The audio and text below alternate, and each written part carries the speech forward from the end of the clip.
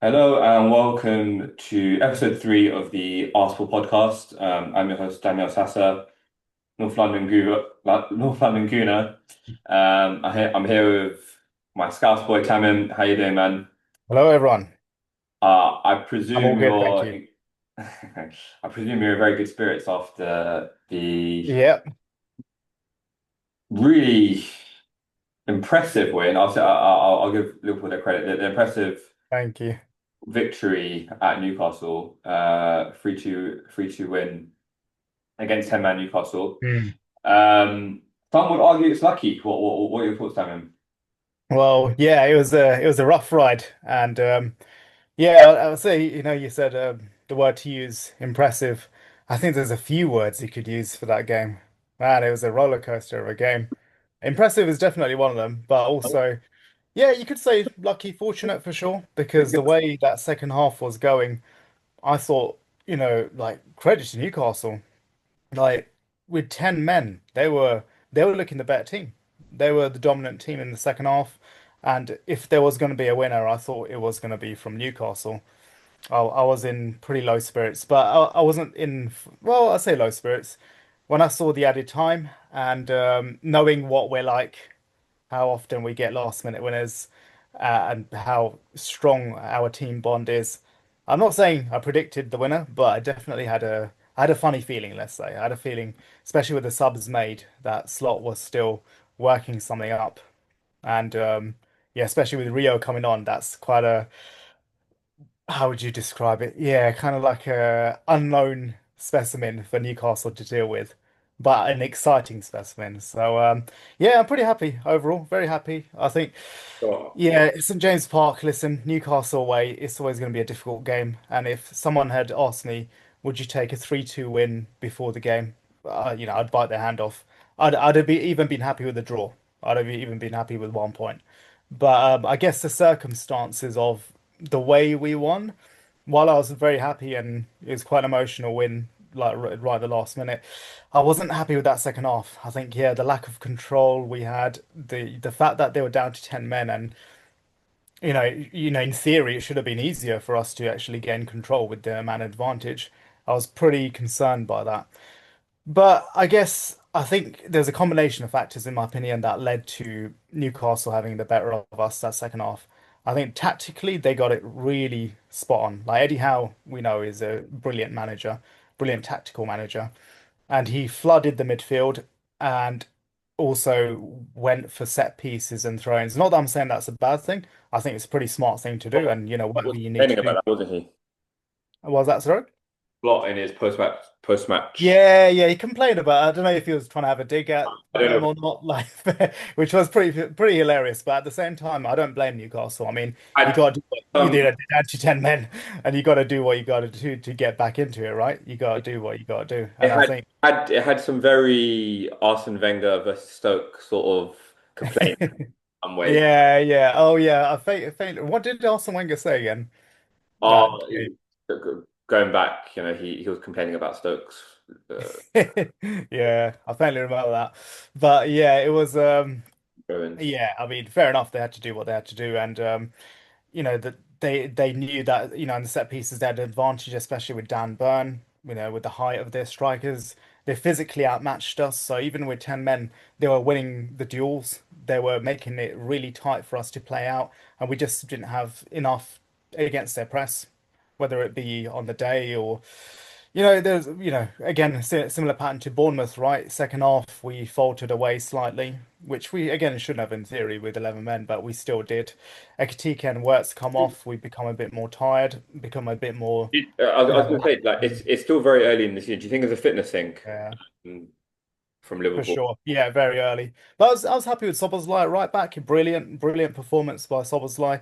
You could not, like, see Frimpong missing there. Like, he He played was, really well. he was And I was influential in a bit that. worried. He was in Yeah, that third goal, definitely. yeah, And yeah. But we obviously, showed our quality still. Yeah. Like you said, for that third Liverpool goal. produced 0.0 XG after Ekitike's Yeah, that's terrible. second Yeah. goal. Um, again, for me as last one, obviously I was hoping that Newcastle would just stay the course for a 2-2 Mm. draw. Yeah. But again, when I saw 11 minutes, I mean, how on earth did they get 11 minutes? I don't know. Hmm. There Um, was a huge amount of stoppages in that second half. There was a constant stop start. I think apparently the ball was in play for like 40 minutes, which was like the lowest ever in Premier League history. It was pretty bad. There was a lot of fouls, and I'm not saying from just Newcastle, we were fouling as well, and there was a lot going on. Yeah, there were a lot of stoppages. I didn't, yeah, I was a bit surprised by 11 minutes, but I wasn't surprised that was a high amount. But yeah, the XG was terrible. I think again, they physically outworked us, in the middle of the pitch. We missed McAllister. I'm not saying that if we had McAllister that we would have suddenly dominated the ball, but he's a can class above Jones. He's a class above can I ask you a Jones. question about so I think most people agree that the Gordon sending off was a deserved sending off. Yeah. But Mm. there was definitely some controversy with two very key incidents. So we've got um, the Konate pullback, Yeah. where I think it was Harvey Barnes was through in on goal. Mm. And it looked Mm. like Dogzo, so denial of a goal scoring Yeah. opportunity. Yeah. Yeah. Um, my, me watching that, and us as Arsenal fans having been on the wrong end of Dogzo last year with Mm. Lieber literally being at the halfway line, that was Mm. very much close to the penalty box. And Mm. like already on a yellow card, didn't get sent off. That was one Yeah. controversial decision. The Yeah. other was Ryan How Gravenberch's much? Yeah. the tackle on Bruno Guimaraes. Mm. Mm. Mm. Uh, for me, again, for me, this isn't me looking at it from an Arsenal perspective and being biased. And I'd probably get accusations as well, you're just an Arsenal fan being bitter. I genuinely think that if an Arsenal player did either of those sort of offences, should we say, I would have no complaints if an Arsenal player got sent off in that regard. Mm. Um, Mm. Particularly the Gravenberch. So Mm. for me, he was out of control. Mm. He could have easily done some damage to the Mm. player, and for there not to have been an on-field review of that decision, I Mm. just Mm. think the Yeah. referee's primary purpose when being on the pitch is to protect is to protect the safety of the players, is to ensure the safety of the players before anything else. Yeah. And for me, Gramovich was out of control there, and I felt like he should have gone. But Mm. the dogs are one is kind of well, again, I feel Mm. like Knight should have gone as well. Even if it Mm. wasn't a dog zo, he should have been sent off. Mm. Yeah, I mean, what are your thoughts, Tamim? So, if I'm trying to be as, yeah, it's impossible to be neutral, but trying to be as neutral as possible, I think one of the two, yeah. I think the Gravenberch one for sure. I think, yeah, I'd have to concede that's potentially at least worth a review because, yeah, looking at the clips again after the game, yeah, his foot was off the ground. I think what made it look not as bad as the Gordon one was the Gordon one, the hanging leg that was off the ground landed on Virgil's Yeah, leg. So that made it look really bad because we've seen when it goes wrong, it goes really wrong. A leg break can easily happen, and you saw the pictures of Virgil's calf afterwards where the stud marks are there. So that looked really bad. Gravenberch's I, one, I his didn't. leg. Um, Sorry. okay, I accept your. Yeah, yeah. The Gravenberch one, defo. Yeah, I think his leg was off the ground. I think it just didn't. The hanging leg didn't touch Bruno as much, and I think that's what made it look maybe less bad. But that doesn't mean that the tackle is less bad for sure. It deserves a review, and maybe a sending off. Yeah, maybe a sending off. The so the Konate one, I had to double check that a few times because this could be bias playing, but I personally think that was quite a soft one from Barnes. I think looking at the tackle, it was a really soft arm by Konate. Although Konate is a big lad, so even a soft arm from Konate could send many people flying. But looking at the clip a few times, it didn't look like there's much in it, in my opinion. Again, I could be wrong, but I personally don't think there was much in it. It was not like he full on shoved in with two hands. It was kind of like one arm, sort of softly, kind of almost like he was trying to shield his side of possession, basically. And Harvey Barnes went flying, yeah. But I personally don't think that was a foul let alone a second yellow or a red card. I think that was just pure strength from Konate, in my opinion. But again, I could be wrong, but I do concede that the Gravenberch one, yeah, that could have at the very least be had a look at by VAR for sure. Yeah, if Yeah. especially Um, according to what it was. Yeah, yeah. Yeah. I mean, it was. I didn't watch the full game. I was coming back from the family, um, and I saw the Liverpool goals before half time, and then yeah, of course the Newcastle goals. Yeah, and I was tuned in from 85 minutes onwards, and I just felt what yeah, 11 minutes, yeah. You man. tuned in to see the winner. Yeah, no, no. I could just see Liverpool getting the winner because 10 men Newcastle for going that long, and to hold on for that long, it's really hard going. Yeah, And all credit to Rio and yeah. I'm pronouncing What a it. way to make an impact. Yeah, yeah, 15 yeah. years old, and what a finish. I mean, it's not an easy finish, even though it looks like a 1v1. Not an easy finish. We're And gonna great we're gonna awareness claim last him time. as one of our Hale End graduates because I think he was stolen Mm. from us from Chelsea before he went to Yeah, United. But yeah, great finish for a 16-year-old. I yeah. because there's a if people haven't seen it, there's a picture circulating social media of Rio with Santi Cazorla and Thierry Henry um, Mm. very early on. Um, Yeah. which I think this is a good kind of segue into our game Mm. on Saturday, Arsenal 5, Leeds nil. Uh, Yeah. Max Dowman, our 15-year-old, soon to be year 11 pupil, GCSEs.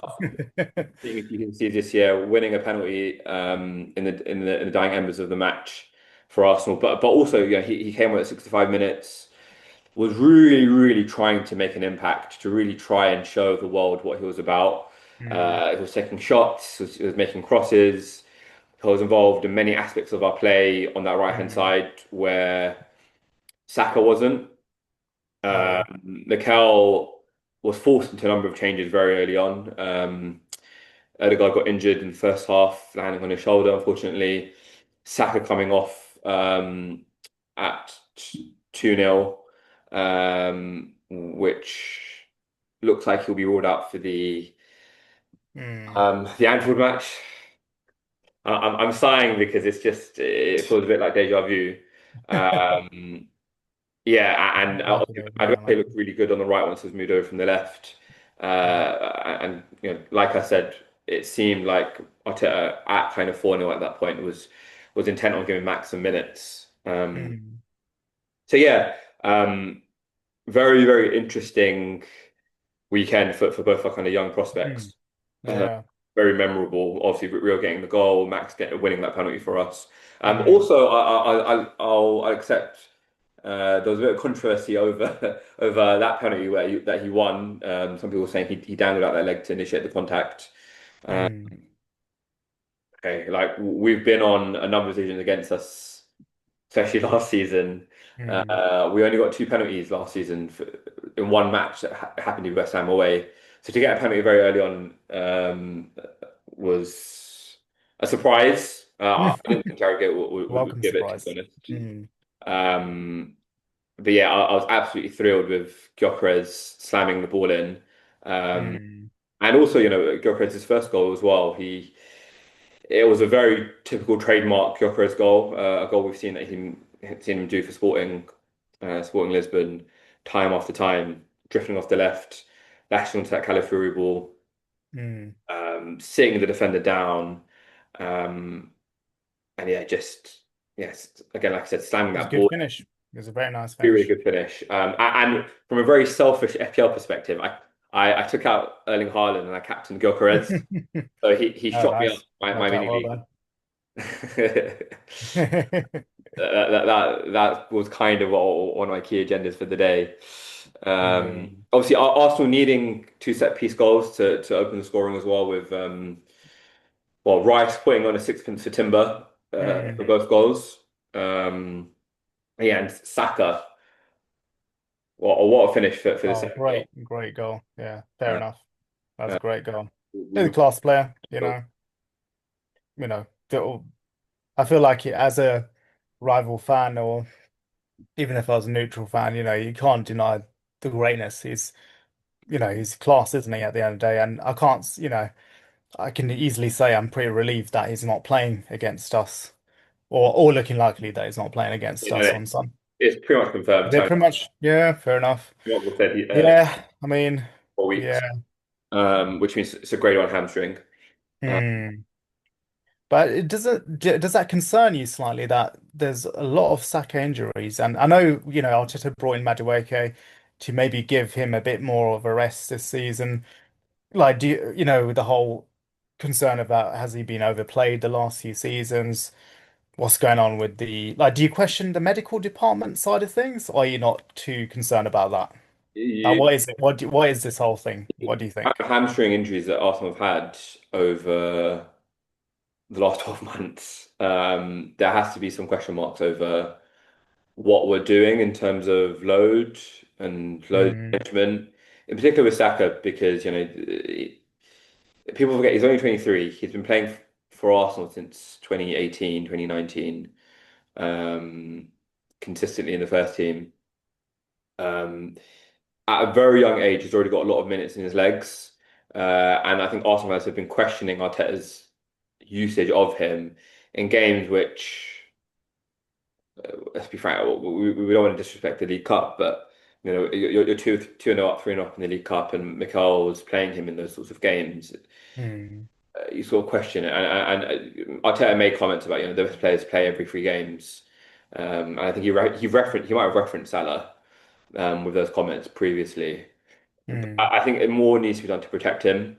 And also, I think there's a greater discussion about the amount of football that's being played generally. yeah. Um, in terms of player welfare, I think Rodri made those comments well before his ACL last season. Um, Mm, so yeah, again, the amount of hamstring injuries, like if it was one or two, you can say fine, fair enough. It's one, it's one you can write off. But when yeah. there's Gabriel hamstring surgery, Saka hamstring surgery, Havertz hamstring surgery, Saka another Mm, hamstring injury. Martinelli had a hamstring issue in February last year as well, or I say last year, last mm, season. Um, again, there's a bit of a pattern here, and muscular injuries mm, can be prevented. I think with again, I don't want to sound like I'm a medical expert, far from it, but again, maybe there has to be some question mark about load management. And again, maybe Arsenal have kind of learned their lesson in terms of being a bit more proactive in the transfer market, um, which is a nice segue actually into the Eberechi Eze news. mm. We've Very gone good news about the pod for you about. guys. I was just totally gassed, man. I was so Mm, so happy when the news broke last Wednesday. mm, I was at my mum's. I was celebrating my sister's birthday. Happened to be with my brother. Um, mm. it was just this dichotomy of like Arsenal fans generally were feeling quite low, like hearing that Eze was about to sign for Tottenham. Yeah. Um, Mm. Tough, Trossard, wasn't it? it was announced Trossard has signed a new deal or has signed a contract extension, maybe not extension, a contract renewal where he was getting Mm, pay. So Arsenal fans kind of had this mindset or mentality that we're not getting any more signings now. Like that's done yeah. at the transfer window. Mm, Spurs are getting Eze. We were linked with him the entire summer.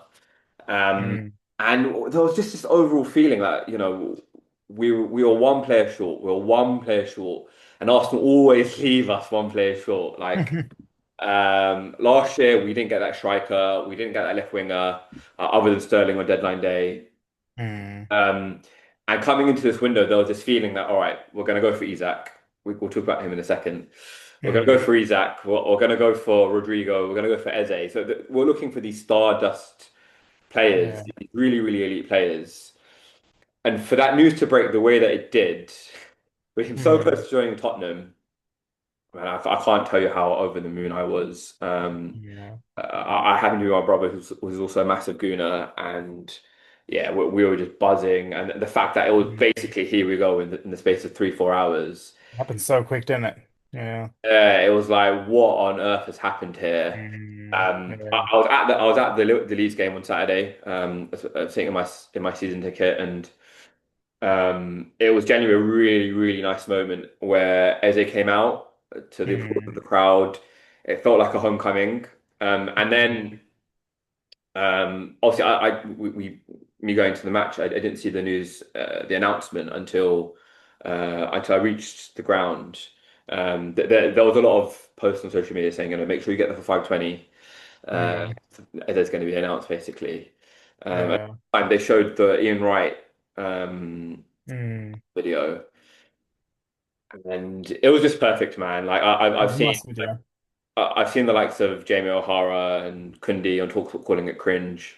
Mm. No, I think that was quite a nice video, to be fair. I It thought was that quite the close. best announcement videos Arsenal have done for a very long Yeah. time. It really Mm. played on the emotion of Eze Mm. come back home to Arsenal, him being a Yeah. boyhood Arsenal fan, being released at 13, and then making that journey of being released from club to club and coming Mm. back to where he belongs. Like Mm. I felt emotional just watching that video with Ian Wright. Mm. Uh, Yeah. Yeah. yeah, man, it was just really, really positive vibes Mm. all In day. his prime as well. It's not like you're getting him as a potential. He's literally in his prime and he's a class player.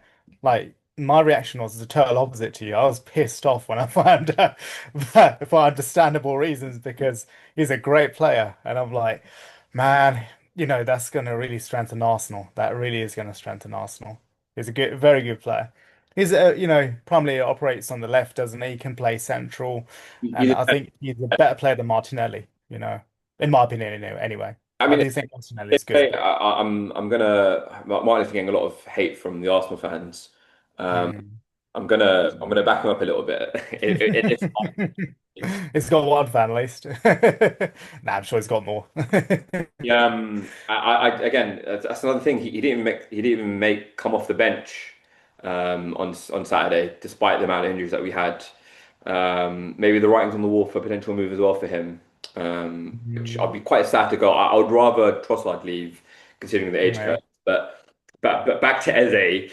Eze is a 10 who I think can play on the wing rather than a Mm. bit out and out winger. And again, Oh, okay. Martinelli is a striker who's playing on the wing Oh, uh, okay. which I feel like doesn't necessarily play to his strengths, but Mm. that's another Mm. discussion. Madueke, again, it started on that left-hand side. Um, Yeah. I was thinking, before the Eze news was announced, that lineup that Arsenal had was probably Mikel's first choice, with Madueke on the Mm. left, Saka on the right, Gyökeres up front. Um, Mm. and now, obviously, with Eze coming in, I'm so thankful now that he's going to hopefully be there for fingers crossed, touch all wood. He doesn't get Mm. injured before Anfield because Yeah. we've had the worst injury luck. Because Odegaard is looking Yeah, like a double as well, isn't it? his shoulder. Yeah. But again, it just gives us those options. Like if Mm. Arteta wants to play him off the left, he can play him off the left. Martinelli has had quite a good record at Anfield, to be fair. Yeah. I Yeah. wouldn't mind playing him on the left hand side because defensively he's very strong. He'll be again. We're kind of going to a bit of a Liverpool preview here, and I think probably a good section. Yeah. So, Yeah. uh, Yeah.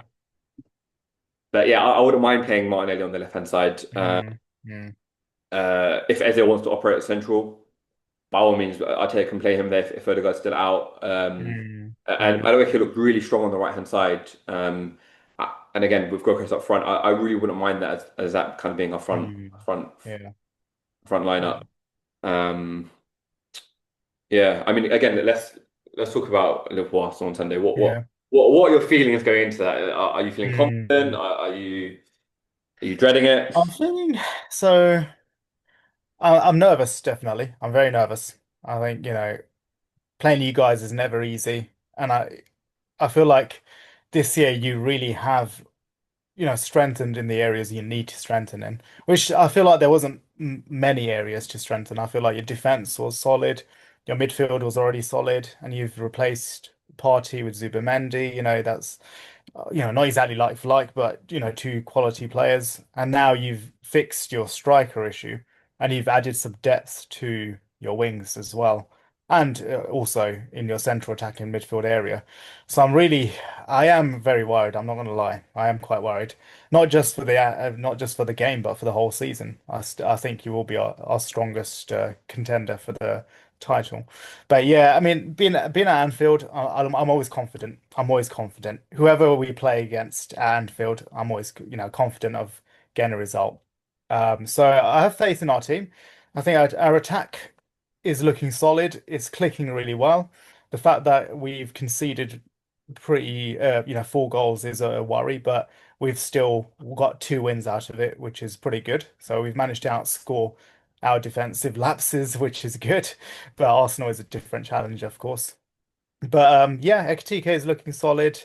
I'm happy with Gakpo as well. He's started off really strong to the season. I think he's going to be a handful. Wirtz, I think he's getting a bit of criticism because of his lack of numbers, but he's one of those players that looks good on the eye. It's Hasn't done the much. price tag coming, right? It's the price tag. Yeah, it's the price tag. Yeah, it is. Yeah. Right? What's 130, that, sorry? 130 million pounds. Yeah, I think it's 110 up front, or does it rise to 130? I forgot exactly. Yeah, something along that. Yeah, It's a lot of money, and for that a lot sort of of money. you expect results Yeah, away. yeah, yeah, It's why Pepe, in my opinion, got a lot of unfair criticism. If it was a mm, 40 million player, no one would really look at yeah, for sure. Yeah, yeah, the numbers that he was producing. But because it was 72 million pound Pepe, it's like yeah, it yeah, similarly reverts. Like for that sort yeah, of money, you expect immediate impact. yeah. Again, True, it's for very sure. early on into his Liverpool. Yeah, early on adaptation. And there's a lot going on. We've had changes to our teams, so there's a lot of changes in our defense. We'll have McAllister back hopefully for the Arsenal game as well. So there's another change for the midfield, hopefully for the better, because Jones didn't have the best game against Newcastle. So I think that's a positive there. Defensively, yeah, I mean, again, early days I feel, but Konate hasn't played really well, so hoping he fixes up. Virgil was Like I said, brilliant man, against Newcastle. He was brilliant. Kanai is eyeing that move to Madrid, man. He's eyeing that, Yeah, his head's somewhere else, isn't it? It's somewhere else. eyeing that, eyeing I that mean, move. if he's going to carry on, he's not even going to get that move to Madrid. They'll be put off by his performances. But yeah, honestly, Virgil saved our day in Newcastle because it was looking pretty bad at one point. But Van Dijk had won a lot of headers, even against Dan Burn when he was lumped up front. He won a lot of the aerial duels. So I think Van Dijk will hold it down. Yeah, Szoboszlai plays like he did against Newcastle. I'm pretty confident. Yeah, Martinelli, like you said, it has always had a good game against Liverpool, but that's been against Trent, who, as much as I love Trent for Well, us defensively, no, not being if they're there's a on the different, right backs, different, yeah, so on the different right back. on the left hand side, then Yeah, yeah, that's the thing. It would, it could be a key area that Emeka might want to yeah, target. yeah, Actually. So it'll be yeah. very interesting to see who It'll be he an interesting battle. starts. Yeah. I tell you else who also has a good record at Anfield, Leandro Trossard. Mhm. He's Yeah, Trossard. Yeah, he's always been a thorn, even in the Brighton days. he scored Yeah, a hat trick at Anfield for Brighton, didn't he he? did. He did. Yeah, So yeah, like again, we've got options finally. yeah. And it will be a very, very interesting Mhm. match on Sunday. And Yeah. I I, think it's gonna be tight. I'm, I always tend to brick it whenever we, especially the last couple of seasons where we've been in this title race. But yeah, it's going to be an interesting match. Yeah. I'm going to press you for a score prediction now. Okay. All right. Score prediction. I'm gonna go 3-2 to us. Ooh. 3-2. I'm gonna be confident in our lads. 3-2 for us. What do you think? What are your thoughts? What are your predictions? I don't think you score 3 goals against us. I think you'll score. Okay. Um, I don't think you'll score 3 goals against us. I think Okay. Interesting. Your defense is solid. Yeah, fair enough. one thing which Mikel does very well is consolidate a lead. I think that first goal will be crucial. Mm, Okay, if we score first, I'm going to go a bit ballsy. I think we win 2-1. okay. If we score first. If we don't, I predict a 2-2 draw. And I think both teams will be happy with a 2-2 draw. This Yeah. early on in the season against title At rivals, this point of the I think season, yeah. if you offered both teams a draw beforehand, I think both teams would probably shake on a draw. To be Yeah, I probably would. I probably would. Even though it's Anfield, like you said, it's early doors. It doesn't, yeah, it's not 3 points dropped. So yeah, I probably would take it. Yeah. Um, okay. Before we wrap up, Tom, do you have any other thoughts that you wanted to speak about? Or one interesting thing before the Yeah. is the closing of the transfer window. Mm, I did say, well, it's going to be after the Liverpool match, but the Alexander Isak. So obviously the Newcastle game was a bit yeah. uh, Yeah. Isak That derby. is one thing I wanted to talk about. Yeah. We've got a few minutes left. Like, what are your thoughts? Do you think that deal gets done? I think it will now because he's come out and they've confirmed that they had that chat, didn't they? So the chairman and the PIF had a little chat with Isak right before the game, which was pretty funny. But yeah, apparently the conclusion of that meeting was that he still wants out. So they didn't sign a contract. They couldn't convince him. He still wants out. So I think Newcastle now will think, okay, we know what? Let's just get a good fee for him because if we let him rot on the bench next year we won't be able to get as much money for Isak. So yeah, I think they'll cut their, think They'll cut let's the get rid of him losses. now. And I think because the main barrier to Isak leaving has been Newcastle not being able to sign a replacement. yeah, yeah, Um, I think that barrier is lifted. I personally think it they has. haven't signed anyone yet. Yeah, that's the thing. They need to. Like, come on. Why are they so terrible at signing strikers? Like, yeah, It's just get it's Wissa, well, it's get the, Larson, the two whoever. teams who've been really bullied in this transfer window have been Spurs, Yeah. being slapped to the side, That's we know that'll happen, of course. and Newcastle, And yeah, did not Ekitike, expect that. Delap, Sesko. They were in for all Yeah. three of those players.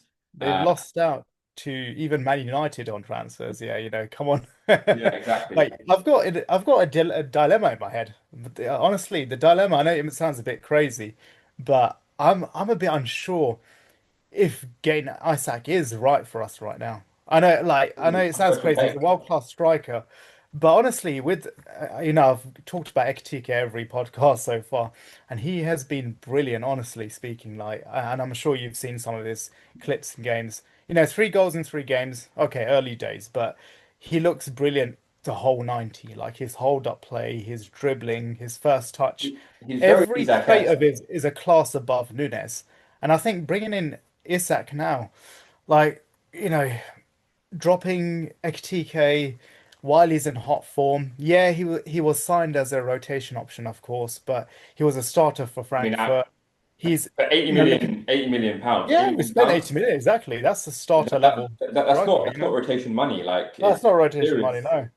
And It's, yeah, he can play on the left. I think, we'd make room for him, but then if we play him on the left, I feel sorry for Gakpo then because Gakpo has also started off really well to the season. So I don't know, and then the question is, but although I'm happy with the starting three attackers, do we have enough on the bench? And I think the answer to that is potentially yes. Look what Rio did yesterday. Yeah, Rio. I know he's only 16, but he looks great in the ball, dribbling, finishing. He just showed against Newcastle. Chiesa, we brought him in as a former, I don't know if world class you want to call him, but like he was a very good player at one point, and he's he had looking, the name, right? He had the name from yeah, Euros. he's got it in him exactly. So that's five attackers, including Salah. That's five attackers. So Isak, yeah, it does strengthen us, of course, but does it then hamper TK? Does it hamper Gakpo a It bit? upset Does that it? balance. Yeah. Yeah, exactly. Yeah, exactly that. The balance. So, I yeah, mean, that's a dilemma I've got in my head. you know, it's a nice problem to have, It's a isn't nice it? problem. It's a nice problem. Yeah, and obviously I'm still Mm, slightly jealous that we're not in for him as well, but mm, I'm happy with Gyökeres. yeah. The other kind of transfer news is Arsenal in talks with Leverkusen for Hinchape. Mm. Again, Yes, yes, yes. Arsenal bullying Tottenham uh, Yeah. once again. Yeah. Another one. Which also means that yeah, Kivior looks like he's going to Porto. I think that Mm, deal has been agreed more or less. yeah. We'll probably see those two deals go through from an Arsenal perspective. Yeah. Listen, it's going to be a very, very interesting week until the next time we talk, Tamim. Yeah, it Um, will be. It will be. a lot to catch up on, Yeah. a lot to discuss. Um, I guess this is a good place to round up. Thank you to our Yep. listeners today for a really interesting discussion on our post matches and also the end of this kind of crazy transfer window from both a Liverpool and Arsenal perspective. Yeah. We'll review the following time next week on either Monday or Tuesday, depending on our schedules. But again, Yep. thank you guys for listening, Yep. and we'll again thank you all for listening to us. Thank you very much. Yep. Thanks, Danyaal. Thanks, everyone. See Take you. it Speak easy. soon. Cheers. Bye. Yes. Bye.